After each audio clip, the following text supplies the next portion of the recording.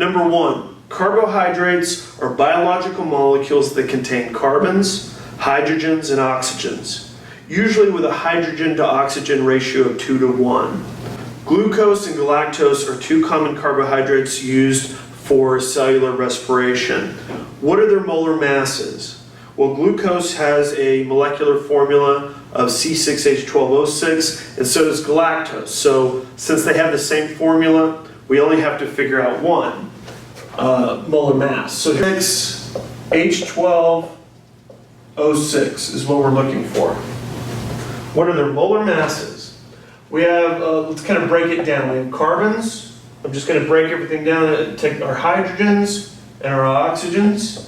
And since we have 6 carbons, now let's check our periodic table and see what our molar mass of each carbon is. And it says 12.011. Let's just keep it 12 to keep it simple.